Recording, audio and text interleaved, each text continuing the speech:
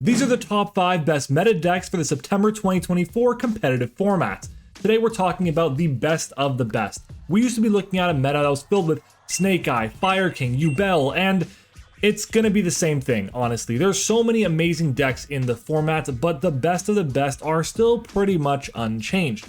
But there is a bit of a shift in terms of what is at the top of this list. So if you guys are excited for the video where I talk about the best meta decks in Yu-Gi-Oh, then make sure to smash the like button, subscribe if you haven't already, and of course comment down below what is your favorite deck of the format. But that being said, let's go ahead and get started off with our number 5 best meta deck. In 5th place, we have none other than Ritual Beast. Now, I was really sleeping on Ritual Beast when the new support got released in Battles of Legend Terminal Revenge. I thought that Ritual Beast would be like at most the second best archetype coming from that set. I thought Infernoid would definitely be better, especially when paired with Snake Eye cards, but hey, I missed the mark on that. Ritual Beast is incredible for a few different reasons. One of the biggest ones is going to be that the deck wasn't actually hit on the ban list at all. I mean, if you count Appaloosa like a hit to the deck, then sure, I guess, but you don't really need Appaloosa to make the deck work really well.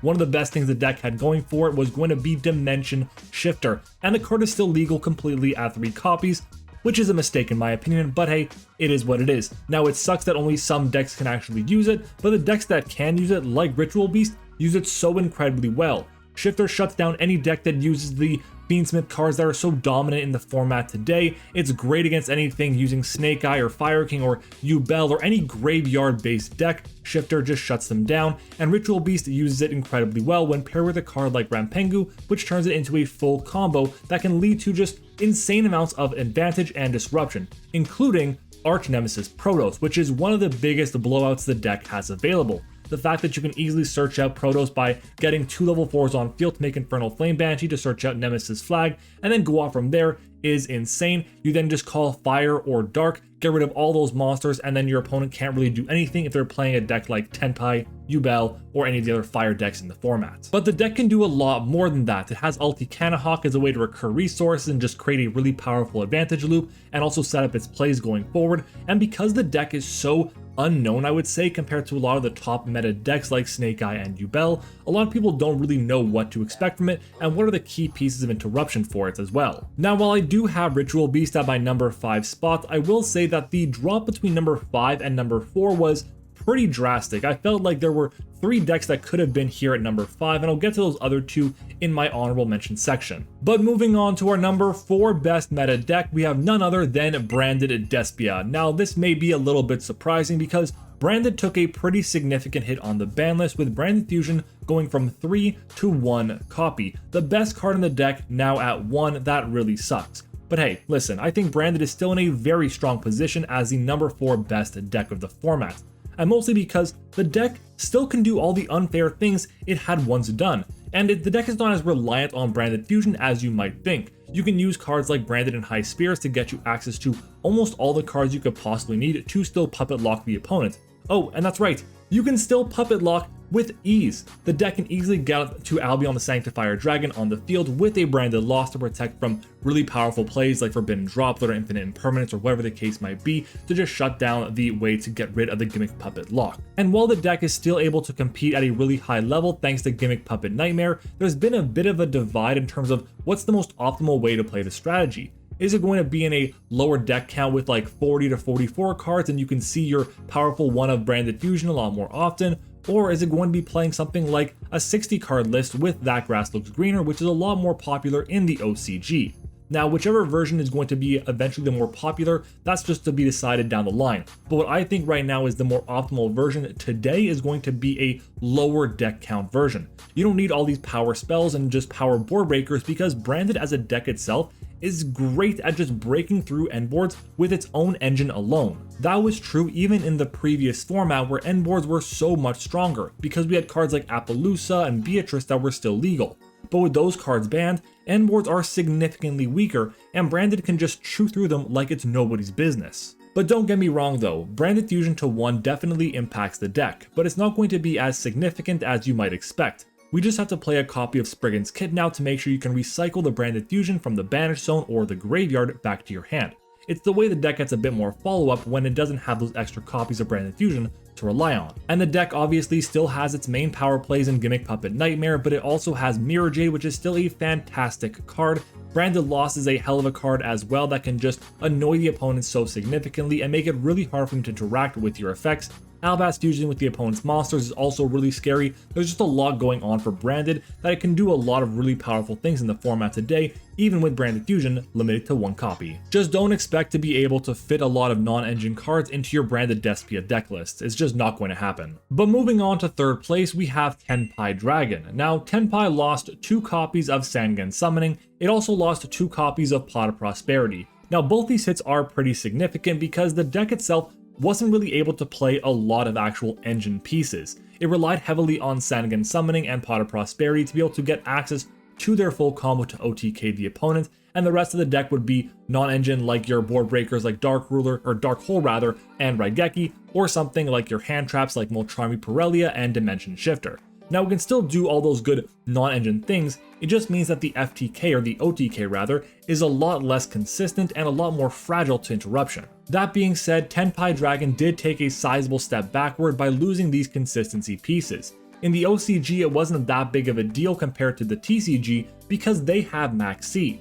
Just drawing 1, 2, 4 extra cards off of something like Max C can make a world of difference. You can find your copies of Sangen Summoning or Terraforming, or you can get access to Sangen Kaiman in your hand already, so your copy of Pydra goes an extra distance. Without Max C in the TCG, it becomes really hard to actually draw the amount of non-engine pieces and the right engine pieces as well to effectively play through opposing interruption. The closest thing we have to Max C in the TCG is Molcharmi Pirellia, which can be really good and definitely has a home in Tenpai Dragon, especially when paired as Dimension Shifter as your 2 main hand traps, but it's just not good enough.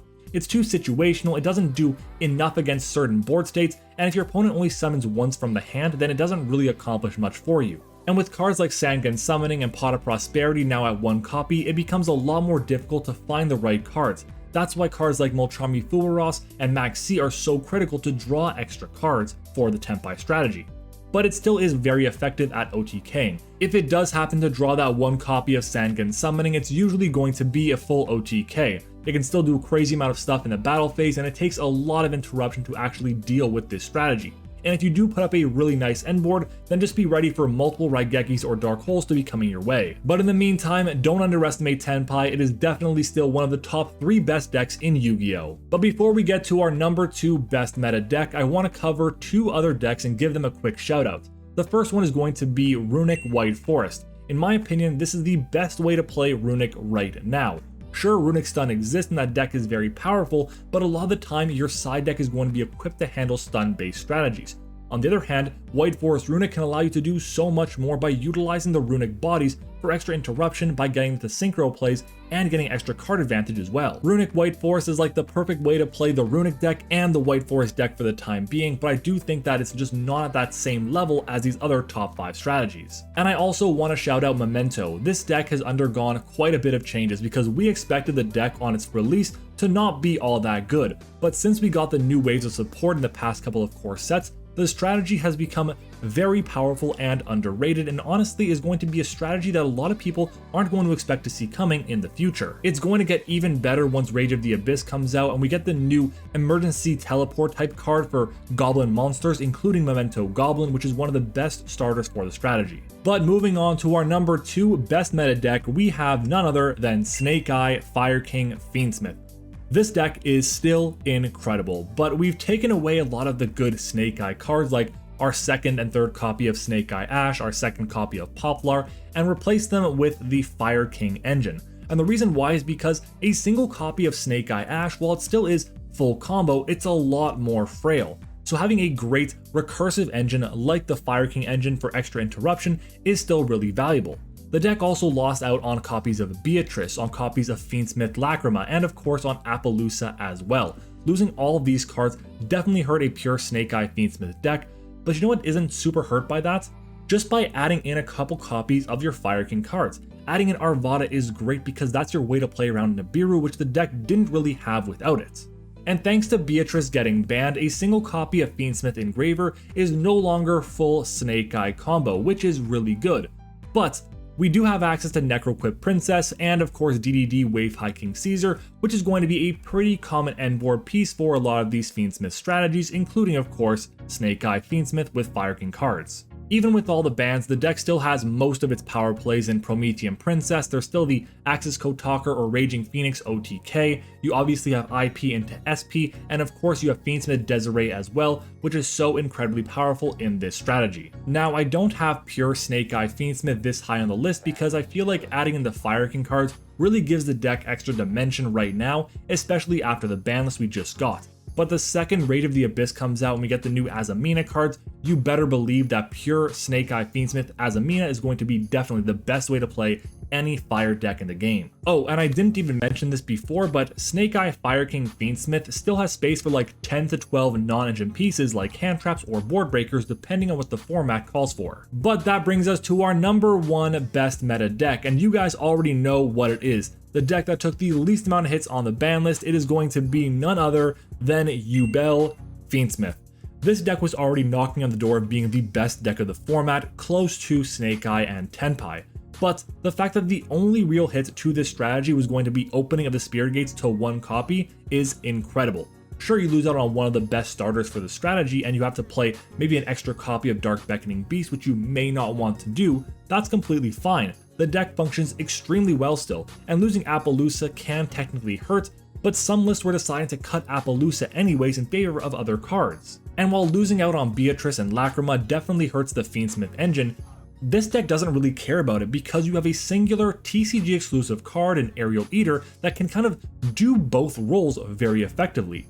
Thanks to Aerial Eater, a single copy of Fiendsmith Engraver can eventually turn to your full Yubel combo because Aerial Eater can send your copies of Samsara D Lotus to the graveyard to then get it back to your hand or summon it back to the field with a Yama or an Unchained Soul of Rage. The deck still has a ton of 1 and 2 card combos that can do a lot of really powerful things, including setting up end boards with cards like Borudris, Phantom of Yubel obviously, your Unchained Spells and Trap, you have cards like DDD Wave High King Caesar, and there is so much more as well. Fiendsmith Yubel is arguably the best deck of the format, and in my opinion, it definitely is. But let me know what you think down in the comments below. Do you agree with my top 5 decks of the format? If not, let me know why and what decks you think are better than the ones I mentioned so far. Make sure to leave a like on the video if you enjoyed the content and subscribe for more amazing competitive Yu-Gi-Oh videos. I'll be posting my updated guide on how to beat Fiendsmith Yubel very soon. Thank you for watching, I hope you enjoyed it, and I'll see you all next time.